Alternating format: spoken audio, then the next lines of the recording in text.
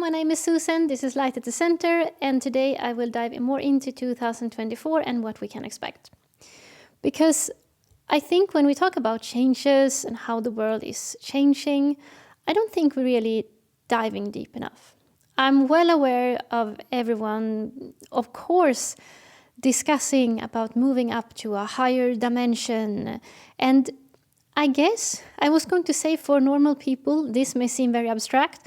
You can argue that normal people don't even listen to this kind of talk. That may be true. Things that are taking place, it's not a coincidence or something that just happened to be the way it is, or is dependent on what any one actor is doing or not doing. It has nothing to do with that. It's almost like I would describe it as a biological natural process.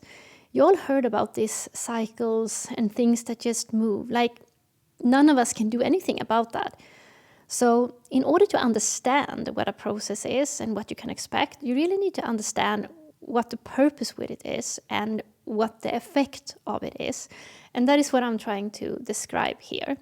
So you can notice how these changes affect your own very personal lives. Because at the end of the day, that's really what you want to know, right? When you wake up in the morning, how is this going to affect your own personal life? How are you going to notice that we are in this process? And what kind of effects will it really practically have on your own life? In order to grasp this, I will have to dive into both the idea of time, such as linear time, time and space, like the room that you are interacting with right now. Because it sort of becomes difficult when we start talking about dimensions and energies, and it becomes abstract. And some people may just say, can't we just keep it to the practical, to the physical space, something that I can understand and grasp and like interact with here and now? Yeah, sure. Why this all becomes a bit complicated is because it involves your mind. And it involves your mind because the space that we are inhabiting right now, space, is not as physical as you may think. I tried to explain this concepts sometimes before, so bear with me. Just as you and a normal slug on the ground will not conceive reality the same way, I sometimes make jokes about this, but if I am outside taking a walk and there are these slugs, what's it called in English, with these little shells on their back where they have their home, and I usually like to move them, and I often wondered, like, what is this slug experiencing when I lift it off the pathway? I can only imagine that it talks with its other slug friends that, look, this was an alien abduction. I swear to you, someone just flew me up in the air and moved me, and I have no idea what the reason is. Maybe it is a religious, bigger reason. Maybe I'm the chosen one. You know, we can make jokes about this, but there would be no possible way for this slug on the street to understand what the hell just happened when I lifted it up and put it on the side. There's literally no chance that it could speculate that this is another animal that just for some reason decided I shouldn't die. Not that I was the chosen one, it just happened and it lifted me up, and that's the reason why I'm having this experience. More likely, it didn't even conceive me, it couldn't even see me. It just understood that suddenly it's flying and it don't understand why. And it can have all these weird speculations. Why I am telling you this is because humans, that we call ourselves, don't necessarily grasp that they are somewhere along this line of developed life forms. They tend to think that the lens from which they view everything is the lens, that they are the arbitrator and judges of what reality is, and they understand everything. If I don't have enough eyesight, I can get better lenses. But I will definitely see everything that exists and hear and be able to interact with everything that exists. Well, that is simply not true. Just like the slug have no conception of what a human being is, a human being has no concept of what anything above it is. It cannot know it. I can watch the ducks in the pond swim around doing their duck things, and I am well aware of their physical capacity to fly out from this pond, to stand in front of me, and to conduct a kind of symmetrical dance in a perfect circle, where they even match how their little legs flip-flop like this, and it would look like magic. But it wouldn't be magic, because it is in their physical capacity to perform this task. Yet I know that there is no chance whatsoever that they will conceive of doing just this. Their minds would never let them know that they can do this, even if they physically can do this. But there is no physical barrier for them to do a whole other bunch of things that we would perceive as more intelligent. There's no physical barrier. The only barrier seems to be their mind. So if we swallow our pride for a bit here and be a bit more humble about our ability to perceive, about our ability to use our mind, I'm certain that most people know that we only use a fraction of our brain. And I don't mean that the rest part of our brain or mind is not applied or whatever. It's still active. Only consciously, what you can perceive and understand consciously is very limited. When you go to sleep during night, you use other parts of your mind. You can't really comprehend what is happening or why you're having the experiences as you have, and many people will know the feeling of being somewhere else in the dream and believing that is reality when you are there, only to wake up and say, it was a dream. But guess what? When you are off there dreaming, you're gonna conceive this as a dream, sort of. What is happening here, the phenomena that you are experiencing, is that when you have this part active when you sleep, and then you wake up and you have this small part active or whatever, this will seem like it's not real. You will only conceive of real for what you perceive here in your conscious mind. But to just grasp how small part of your mind that you're applying consciously, just imagine how complex your body is. Like if something goes wrong in your body, you need the help of experts. And it's not even always possible for the so-called experts to help you. They don't know what's wrong either, because the body is so complex. But then I want to ask the question, if the body is so complex, then why, in the name of God, is not some other part of this body system the conscious director of this body, so to speak? Why you? Why doesn't it produce some other faculty to make the decisions for your body? I also make this joke that you can picture a person getting drunk and falling out of a cliff. If the body were in charge, it would probably not drink alcohol, probably say, oh, this is poison, I don't want to deal with this, I'm not going to have anything that is bad for me. And it would definitely not, if it had like too many drinks, fall off a cliff.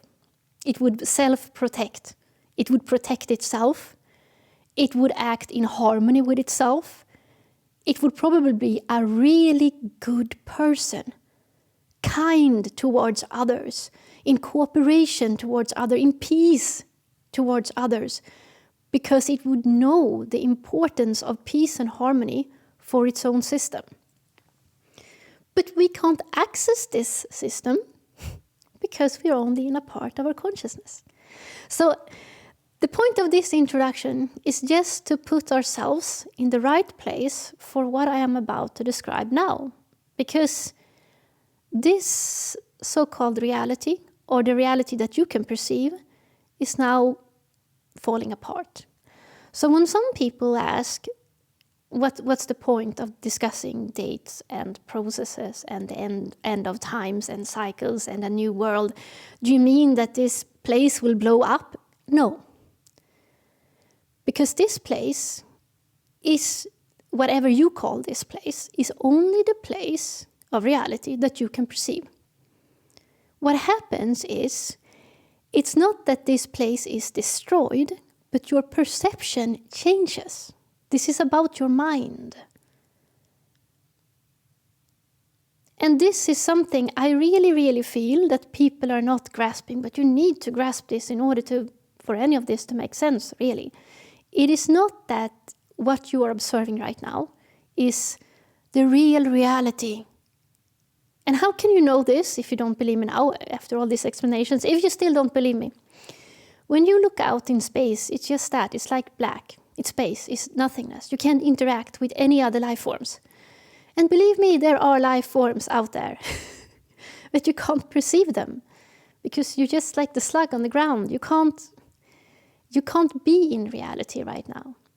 You can only be in the confinement of your own mind. It's the same when you interact with another person. You can't really be present with them. You can't know all of them. You have to go on dates with them, I was going to say. You have to ask them questions. And even then, it's hard to really get to know another person, because it's equally difficult for you to get to know yourself. So we are severely limited. And we kind of need to grasp that.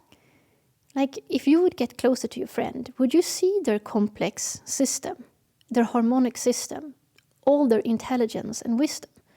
Because there are so many layers for you to penetrate through, just as they have to penetrate through these layers with you, in order to grasp reality, realness, as I'm going to discuss today. And the sense of grasping what is real may, as you pursue it, sometimes feel a bit impersonal. But I will get into all of this. So, just bear in mind, it's not like this place is going to blow up. It's not like it's going to be like this real earthquake, volcano, flooding that is a real thing, that it will destroy life. Nothing is really destroyed. Life is not destroyed. If you want to picture it like this, 2 and 2 is 4. How can you destroy that? How can you destroy 2 and 2 is 4? You can't, can you? And that is reality. That's like the building blocks of everything. You can't destroy what is real. That's what I'm trying to say. And all your experiences is really you borrowing these concepts and building blocks in order for you to have a personal experience. But you can't mess with reality code, so to speak. For the same reason, that is harmony and systems, that is the groundwork for everything. So even if you have a Darth Vader wanting to invade a planet, and you think this is Star Wars, and you think that evil is set up to battle the good, and evil may conquer the good, that would be an impossible concept. Because both the good guy and the bad guy have the same body, have the same system, the same kind of brains and minds, based on harmony and love. No one can be an evil dictator if their body becomes sick. They both have to have honey, I don't know, garlic, lemons, I don't know. They both have to do the same. They both have to rest. They both have to stress down and relax and take care of themselves. So this battle is inconsequential. It's completely pointless. Completely pointless. Ignore it. That is the movie in your mind.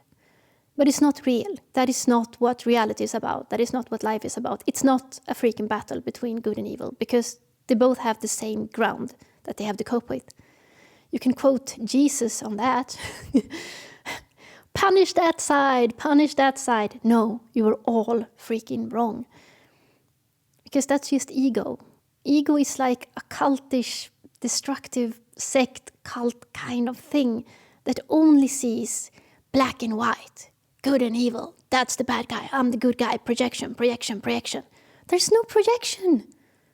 Where is the concept of projection in your own body, or in nature, or in mathematics? It's pointless. So this is all going to be about stop pretending. And that may be the most scariest thing ever, to stop pretending. And to access realness and know that we're not lying to ourselves.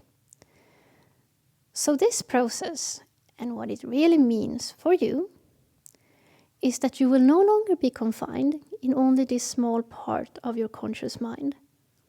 And what used to be solid walls keeping you in this very solid perception, with a very solid time, with Mondays to Fridays and then Saturdays to Sundays, everything as normal, that thing will end. And it's not the end of the universe. It's just that thing will end. And the only way, that thing will end. Thumbs up to that. The only way this can feel like the end of times, the 2012 movie when everything is destroyed, the only way for it to be perceived like that for you is if you insist on keeping this real when it wants to let go. And believe me, it will ask you to let go of it. But if you insist on holding on to it, you may experience some disturbance, some turbulence in your life. So, let's dig into this now a bit more. Some of you have experienced the phenomena when you start to wake up. And one of the first things that happens when you wake up is that you tend to perceive that the outside is not so nice. And with outside, I don't mean other people, I mean the outer system, whatever you wish to call it. You may feel that politics is fake, that the systems are just controlling, that they're not friendly towards you or humanity. That is basically negative and controlling. And you may even perceive that there is an outer agenda there to control humanity. You may perceive all of this. It just increases and increases. The more you take notice of this, the more it increases. It's not really you discovering that the outside is like this. For the same reason that you can't convince someone who will not see it that it is like that. Your discovery and feeling of the outside as an oppressor does not come from your, great ability to observe. I am better than my neighbor to observe. That is why I am seeing this, but he is stupid. No, it doesn't come from that. It comes from within. You see, before this process happens for you, before you want to wake up, because waking up is not about giving someone facts here. You have facts here, wake up. That is not why someone wakes up. It's because someone is basically ready to start becoming a bit closer to themselves. But ironically enough, we don't perceive it as we are becoming closer to ourselves. The first thing we may notice is that we start having a reaction on the outside. Because the outside is not the outside, it's not real in that sense. I know that you want to reach reality, but you have to be patient. We are getting there, we are getting to reality, but not yet. Not quite yet. The reason why you perceive that your external world is destructive, negative, changing, is because you are seeing the own confinements in your own brain, so to speak. You are understanding that something here is sinister, like you are encapsulated, that you are like you were in a prison almost. I want to get out. I am not free. I've been sitting in this living room for my whole life. And I realized that I want to go out and get some fresh air. But when I go out and I try to get out through the door, I notice that it's locked. It's locked and I don't know who has locked it. Oh my God, it must be some evil person who's locked the door. And we're not quite ready yet to be there when we realize that this is something we have done to ourselves. Let me talk about external influence or sabotage, maybe in a later video. Because a part of the universal rules and all of that is that no one outside, no one, no matter demon or evil alien, can actually force a change in you, because in you, in basicality, is that even a word? It's like eternal energy that is actually the king of all. If there would be a ruler in the universe, it would be that energy. And no one can mess with that. So the only thing we can do towards each other is try to convince each other. And some may convince with guns if they believe that they are a physical body that they can hurt. Usually by other means. It's like a convincing game we are doing here. So if I can convince you of something, that you are a giraffe or something, then you may start acting like a giraffe if I convince you good enough.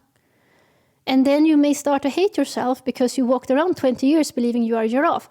But that's basically like that. But manipulation is usually a bit more sinister, make you feel ashamed and guilt, so you stay in your place. You are a panda. You've always been a panda. Continue being a panda. Oh, actually cute. But anyways, it's like a compulsion that you put pressure on someone. The same in abusive relationships as anything that's ever been done to humanity. More about that later. But I'm talking about you. And that you can actually save yourself no matter the situation, because you are still king, so to speak. You still have the same immortal, eternal energy within you as does all of us. So we all get to decide for ourselves. Thank you very much. So when you start to want to wake up, you're gonna notice that there is this interference, someone is out to get you. You may start to realize that it's a bit more sinister, or someone is trying to holding you in. But what's really happening is that you are seeing the walls that you have actually built yourself around you, or being made to build. Whatever the case, you're starting to see the walls of your own prison cell, so to speak. And then you may get too focused. And this is not your fault, I was going to say. No one ever told you. Then you may get too focused on the outside as the problem. You're not realizing that what you are really perceiving, what feelings you're really processing, is that you have seen the walls of your own confinement. But because you're staring at these walls, even if you're staring at them in your own head, so to speak, you're going to start fighting these walls. Because you're going to perceive that someone else has done this towards you. And you're going to want to find that person, or defeat that person, or fight or flight with that person. But it may lead to you trying to fight it, and all the alternative media, and trying to fight the system, and hoping for saviors to come to save you from the outer system and all of that. Sorry guys, the battle can't be won in the external world. It doesn't work like that. And I'm sure if you dig deep enough into that rabbit hole, you're not going to find a physical person that's behind all of this. I'm just saying that. Sorry for that spoiler, but you can't fight it. And even more common, instead of fighting it, you flee. Fight or flight. You flee from it. You still acknowledge the external as the problem. So you say, well, I'm not going to watch the news. I am not going to be participating in this. I'm going to find my own way to be in defiance towards the outer system. I mean, it's still a good step. You're still waking up enough to realize that this confinement is a problem. That's a good first step. But remember, what made you take the first step to begin with? What made you take the first step to begin with, to realize something was wrong, was a calling from within, you wanting to wake up. So when we talk about following intuition and following ourselves, how about doing that as the second step? Because what's going to happen when you realize that, I tried to attack the system or fight against it, that was difficult. I felt very small, and they basically have all the military and the weapons and all the news channels, and oh my God, I feel so small, and the political system is corrupt. How can I do this? You're not going to be able to do it like that. Or you flee, and you find your own little bubble and your own little safe space in the forest somewhere. It's not going to work in the sense that you're going to hide from the outer system, because if you are here and you're hiding at some other wall in your own prison cell, it's not going to do much difference. But maybe that solitude in the forest, in the nature, is going to make it able for you to think and reason in another way. And then it is something positive. Because what's going to happen after that is that you will come to the realization that what you have to leave is the time space in your own confinement. Oh, Susan, is this going to work? Are you sure we doesn't have to fight against someone? Yes, I am sure. When I came here, it was in the 80s. In the 1980s, the energies of this place were still pretty good. Can we agree on that? And for you guys listening who were here in the 70s or 60s, and even the 90s, I think it was pretty okay. It was still good. You could still live within the confinements of this reality, and it still gave you nutrition. It still gave you some sense of life and energy. So life, creativity, love, beauty, basically nutrition. The stuff that you are of and the stuff that you need. When we entered the 2000s, 2010, 2020, nutrition started to be very non-existent. This is where I try to explain that it went from life to anti-life. And when I came here, because I remember coming here and they told me what was going to happen, and it seemed to be the case, I'm pretty happy with that description. They said that the outside will be darker and darker, while the light will increase from within. And what does that mean? It means that the perceived external outer world will lose in its lifeness. It will become more anti-life, and that means it will actively seem to be against natural life. It will be more constructed life. So you will see robots, check on that, robots, AI, hello, manipulated food, digital art forms. Like if you watch cartoons now, they're going to be digitally produced, not like hand painted, like the old good movies where you actually felt a feeling. So everything is like digital, plastic, robotic, manipulated. I mean, soon they're gonna, grow children in tubes. Like, what the hell? So it's the humanness is gone. Children watch in the screens. There's no eye contact. It's become like a sociopathic society that eventually it's not going to be able to even nurture your own body. So never mind now your feelings. Your feelings are like starved for love, compassion, creativity, beauty, starved. You don't realize how slim now you learn to live. Like, talk about Spartan. You learn now to live with almost none of the stuff that you really need. You haven't noticed it because it's decreased ever so slightly.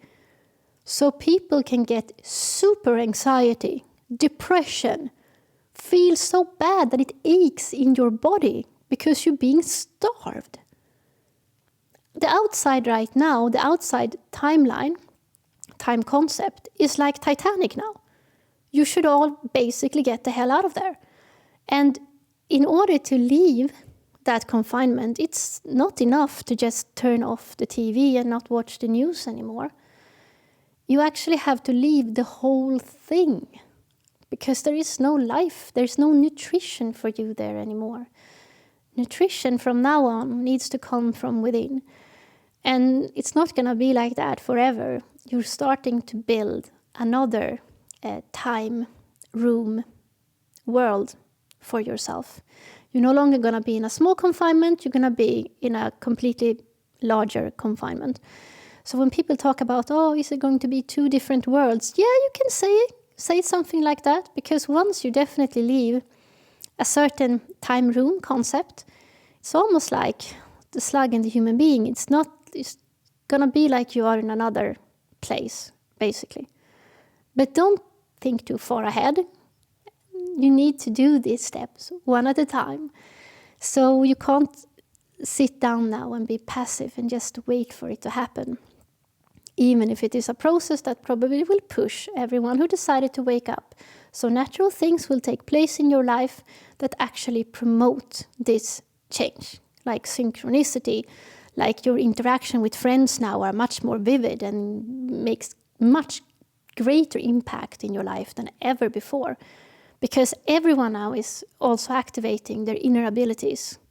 Why are we activating our inner abilities right now? Because you're getting in contact with yourself and because you're not in the same confined space.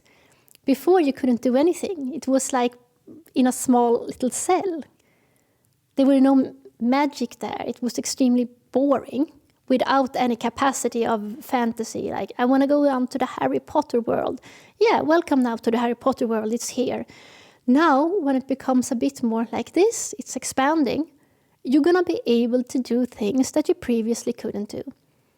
So if you have latent abilities or your psychic abilities, healing abilities, whatever abilities, you're going to discover about 1,000 more abilities that your friends have. And suddenly it's going to be like the X-Men club. Because it can be weird personality traits that a friend of you have.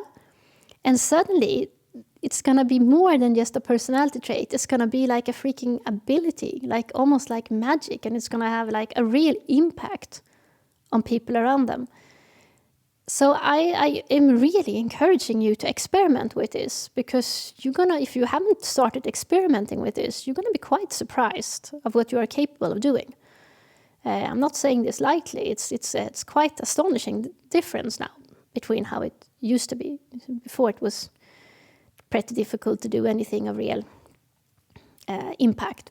Before you could do changes on people, on the inside of people, like you could heal, or you could still be psychic and all of these things. But now the impact is not just happening invisible, so to speak. It's having a real impact even on your outer sphere. So please experiment. It's really, you're going to be astonished if you haven't tried this out. You have to leave this confined time space. And now you're asking, how will I do that? Great question. This is what you're going to do. First of all, you have to stop with the fight and flight within the confined space that you're in. It's not enough to not watch the news.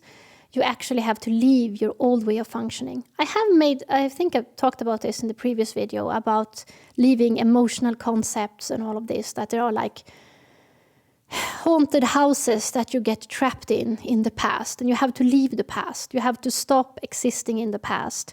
And this is how it works. I'm going to give you a very good example here. Let's say you have a memory of a very good experience. You were somewhere, it was a really happy day, certain things took place, and now you're sitting here today and you want to be happy. And you think back of that event. That was a really happy day. What if I just do exactly the same thing and then I will experience the same happy feeling? Now, the problem with this is that this is the way the ego do things, because the ego can't do balance. It's impossible for our smaller concepts. Let's call it ego.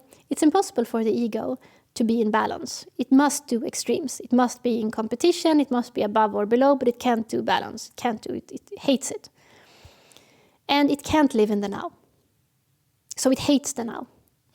And now we have a problem, because you want to be in the now and you want to be in harmony. The ego doesn't. So it wants to be happy. It always needs food. The ego always needs food, because the ego is your perception of lack, right? So it will copy that event. Oh, it was these people, it was this structure, this happened, and it will paste it. And then it will force it, and it will control it, and it will schedule it, and make sure it happens in the exact same way. It can't live in the freaking now. So what life is really trying to whisper to you, remember when you were happy that day. Remember when you just felt happy during the day and you perhaps you didn't even understand why. Where did that feeling come from? And you can't grasp it. You can't like, oh, I have a good feeling. Let's hold on to it so it doesn't fly away. You know this example with a bird? If you hold it too loose, it flies away. If you hold it too tight, you can squeeze it. That is you yourself emerging from within. That is you being real.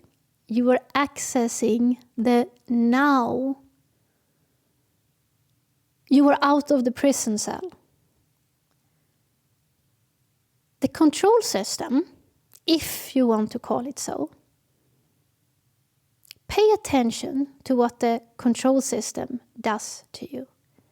The outer control system does the confinement structure. That's all. That's the single purpose of it. Nothing else. Nothing else. That's the only purpose of it. That is why you feel like controlled when you start to wake up. It does Monday to Friday because it wants you to think in a certain pattern. If you know that it's Monday and you are awaiting Friday because then you're going to have fun. If you know you have to count your money every day, if you know you have to count the tax system, how it moves during the year, if you know you have to work a certain hours, certain weeks, and you have like these few weeks where you are out and can have vacation, then you create the concept that that is freedom. These 3 weeks during the year, that is freedom. And you somehow imagine yourself that you are free, but you're being fooled. You're still within the system. Do you understand? They make you believe that these weeks of vacation from your job is freedom. It's the highest freedom that you can ever hope to achieve here. It makes you stay within their concept structure. If there is any purpose with the laws and rules and regulations and culture and any of the stuff, yes, even culture, religions, all of this is from the system. Spit it out from the system. If there's any point to it, it's just to keep you confined and not think freely. That's the only purpose of it. It doesn't want to kill you. It doesn't have an agenda to get more power over you. That's just a circus. That's just a show, so you will become distracted. You see, a great manipulator, a great magician, only does one thing, really. Trying to distract you from what is really going on. If you know about psyops and different methods to spread disinformation, it's just to distract you, to confuse you. In an abusive relationship, you're going to find pretty much the same elements. You are watching the physical things, so you don't see the real purpose. In an abusive relationship, it is not the actual abuse that is the thing. A real abuser in a relationship is going to take you up and put you down, and up and down and up and down. And you are so focused on this movement that you don't understand why it's taking place. If you understand why it's taking place, then you can get out of there. But if you only see this, then they have you. And they have you. And it's the same with outside. No, it's not about money. It's not about power. It's not about killing someone. It's about keeping you here. And then you're going to ask, well, okay, let's say that's the purpose. And I can agree with you. There is some kind of very compulsive and repetitious about the way I live. It's like the same old. And whenever I believe I'm free, I can't do anything with that supposed freedom. And then I'm back into this, yeah, you're probably right. I was waiting for them to kill me or do something weird or whatever. No. Why are they doing this then? It's debatable if there is a purpose to it. I might save that for another video. But the point and what I am pushing or what I am wanting to give you with this channel is that you can make yourself free. And if anyone ever says anything else to you, it's because they want you to believe that you are powerless. No abuser wants you to believe that you are powerful. And guess what? You are always more powerful than an abuser, because an abuser wants something from you, but you don't want anything from them. So contemplate that. But you are always in control and in power, and they don't want you to know that. You can walk away from here and no one can stop you. So the only way to keep you down is to make you believe that you can't, or that you shouldn't, that you are guilty, or that something is wrong with you. And if they can make you believe that something is wrong with you, that you don't have enough money, because they want you to equal money with freedom. But often the more you pursue money, the more stuck you are in their system.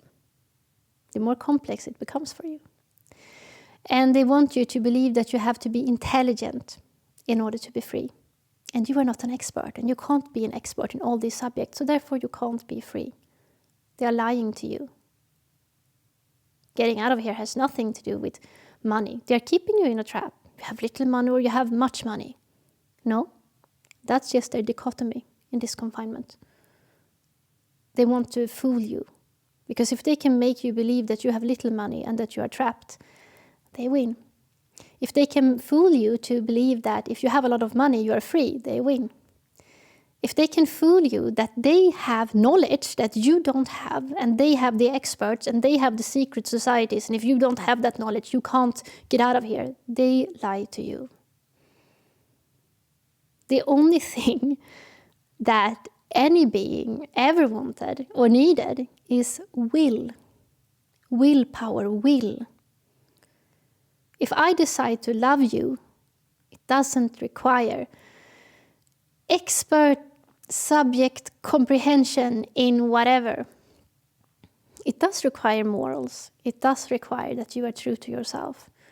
And if you can be true to yourself, guess what? Then you are intelligent.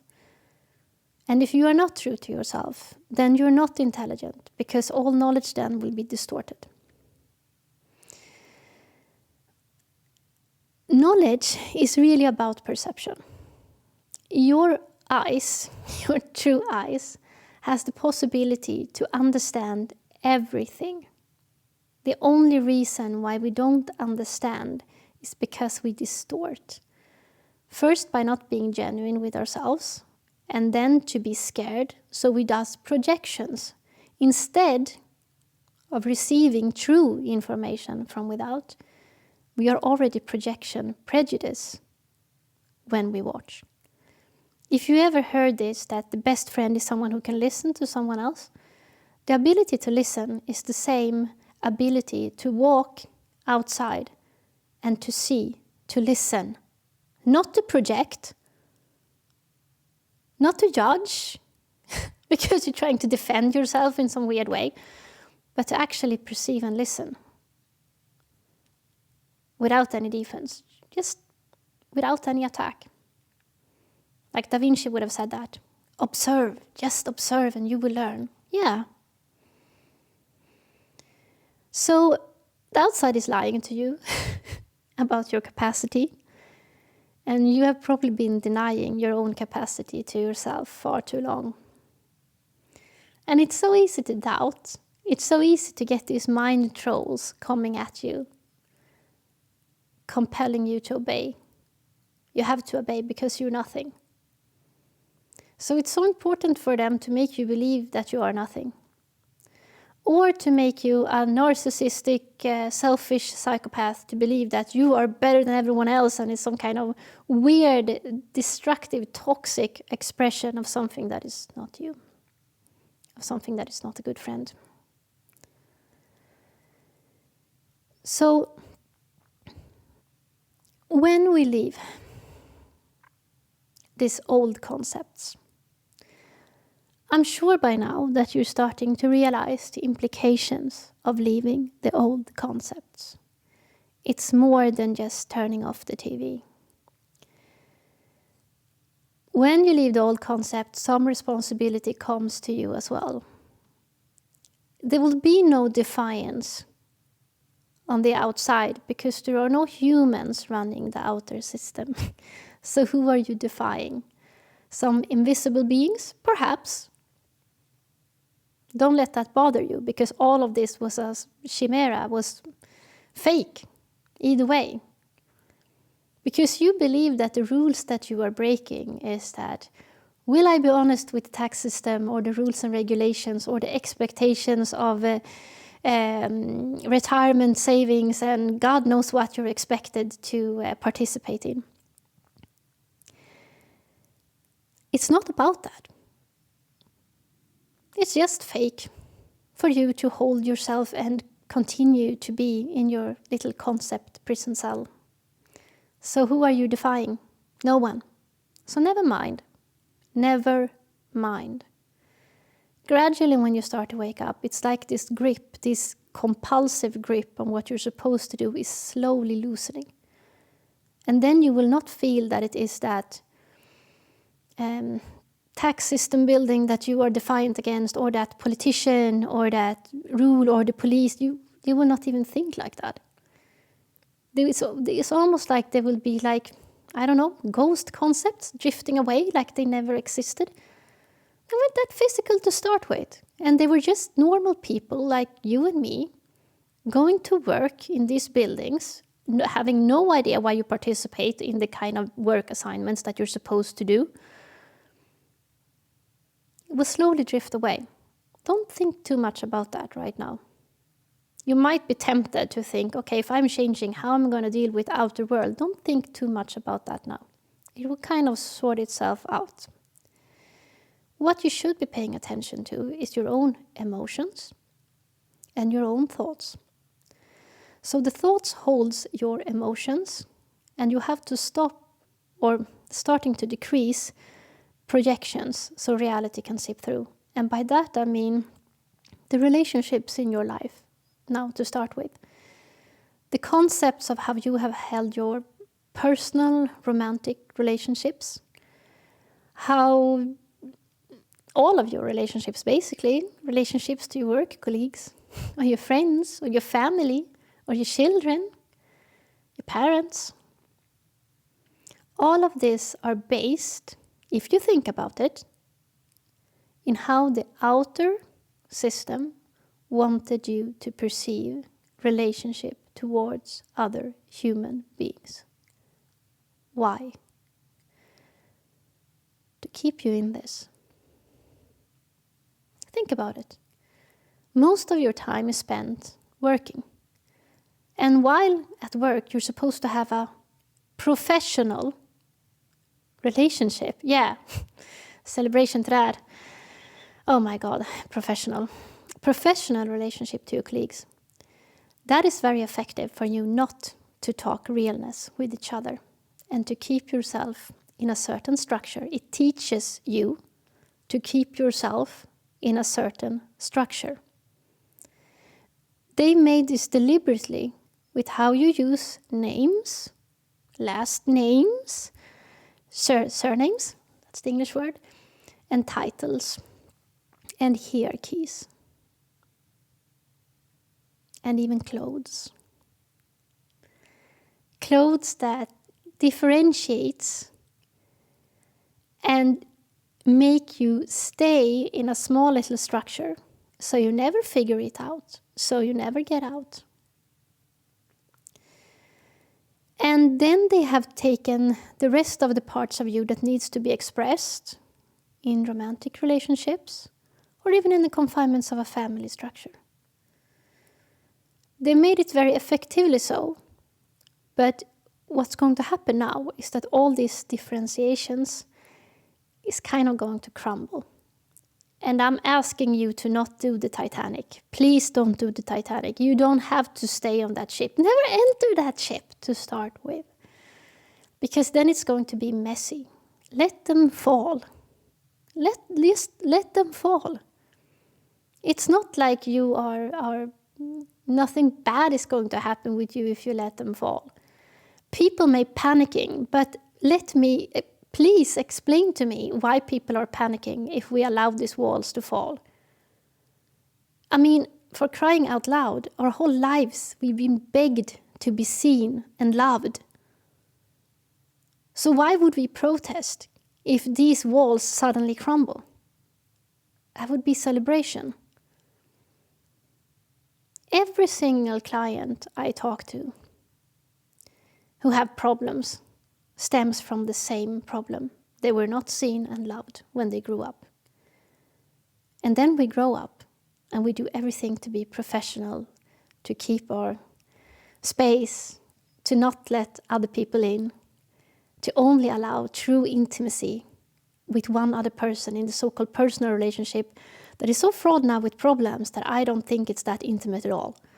So who are we intimate with? Do you even have a close friend? Who are we intimate with? We barely say what we need to say to our own partner, afraid of losing that person. And we can't be that intimate with work colleagues. And we barely have time for friends. And even if we had friends, how honest and real are we with them? Or are we keeping things, what's happening in our relationship, for example, or deep within ourselves? What's going on with us? What happened to us? Let these walls now crumble and fall. You are entering out from this. You don't need to be in this hellhole any longer. Sorry, but this has been like a real prison cell. I am so happy that this is finally over. Thanks God. Whew. So that is what's going to happen with your relationships. And you may feel a certain restlessness, that you want to move around, like you don't want to stay any longer in your apartment or house. You want to travel. You want to see people. You want to do newness. You get this restless feeling within you. I heard this both from so-called single people and even people even couples who say that they no longer just want to live for themselves. They actually want to go out and meet more people. And this is like an exodus towards the community building aspects that I will talk more about. You will start being more attracted to come together. Yes, we are finally becoming closer. Hooray! We don't have to be in our single prison cells anymore. So you will feel an attraction to come closer. And that will also be a sort of organic, biological, natural process. Not forced, not the old we have to be in a community, just force ourselves into this community of niceness. That never works. It's going to be like an organic, natural attraction process. Sort of the natural attraction process that happens when you sort out romantic relationships. And now it's going to be the same attraction for the group. Amazing, wonderful. And you're going to find it so much more lovingly than the old life ever was, capable of giving you love. So with this, you kind of have to change your thoughts as well. It may feel very unusual to take these steps because you are so used to think and reason in a certain way. But I'm asking you to be brave and to be adventurous and to start using your mind in another way. No more copy-paste, please. No more copy-paste. The world is changing. Your reality is changing. Start paying attention to loosen things up a bit, to things that have changed in your life. Because I can say in my life, it's not the same reality anymore. My abilities has greatly increased. I don't feel the confinement of the country that I'm in anymore. It feels like I am a bit everywhere at the same time. I don't sleep as much. I don't know, glitches happening all the time, every day, where I feel like timelines are collapsing, things are acting weird, and I'm getting used to it now because it's been like this all through October month. And I'm feeling this huge love expanding towards more meetings with people, more synchronicity is taking place. It's like more magic, I don't know what to say. So let the mind be in pace with that. Let go of the old way of reasoning of this isn't normal. Nay, great, it's not normal, great, adapt to it. Your mind has been held as a prisoner. You have abused the way the mind functions. Like the mind wants to be in the now and create. That's what it's freakingly made to do. And instead we'd said, oh, Monday, Tuesday, and linear planning and time and planning. And no. So let it go. Just let it go, please. Let it be and do its thing. So the greatest resistance to change is, but what about my work? What about my relationship? What about my friends? What about? You've held them as much as they have held you in a certain confinement, in a certain prison cell, if you so will. It's really not been good for any one of you.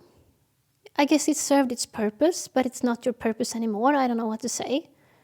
You can't ease the fall, so to speak. You can't necessarily make this easier on anyone when you are changing. It's like saying, I'm changing, but I still want to keep this. I'm sure you understand it doesn't work like that. And if you then reason, then I can't change because I will have to keep this. If you reason like that, you have not understood what change is. What you feel about the relationship that you're in, even if it is the relationship with your work or with a partner, with a family, or with friends, what you're feeling in relationship to the other, that is the change, that is the confinement. It's not that you are separate from what you are relating to. All your perceptions are based on this interaction. This is your identity with yourself. So when you say, oh, I would like to change, but I can't make this go away, this has to be, and they still have to believe that I am the same person. No. This together is you. This together is you. So you will have to feel the fear of losing this, because all of this is you. The world will end, yes. This relation will end. But it will be reconfigured and exist in another way. Yeah, change can be scary. But guess what? Still, let it go. It's not like a concept that dies or destroys if you change this. It's just energy and matter. And as weird as it seems, it's going to make perfect sense. It's meant to be fluid. It's meant to be in a flow. Your concept, your old thoughts that everything here is solid and fixed, needs to go. And if you have to, I don't know, meditate on, oh, when I came here, I was a small child, and now I'm actually changing all the time, and then I die and disappear. Yes, that is change. You're never the same person. Look, we're 1 minute older now than we were 1 minute ago. I'm changed.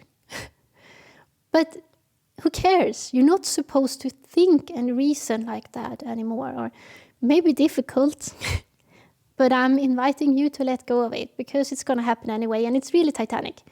So your concept of time will crumble either way. And God, we don't have to believe in the weird explanation of human history. Oh my God, that one was a tough one for the logical brain to conceive of. Happy for that. And then they were monkeys and they were humans then. No, please. And then we build really advanced buildings, but that was just because we were a bit religiously insane then. No. Sanity will be restored. I'm happy.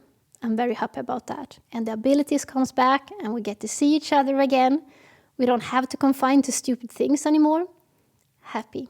So happy. But the challenge is, are you willing to let go of the old concepts? What about money? It has to be in a certain way. No, nothing has to be in a certain way. Just because you obsessed and created a certain relationship with a certain object, it doesn't mean it is forever. God, there was a time when we haven't even invented money here. Nothing lasts. And deep inside, you can feel how happy you're going to be when all of this actually crumbles and you don't have to hold on to it anymore. So, how do we enter into more realness? Because that's where we're actually heading, to more realness. Some people may now think that, isn't it like an advantage if you are an extroverted, kind of spontaneous person? Because then you're always in the now, in the flow.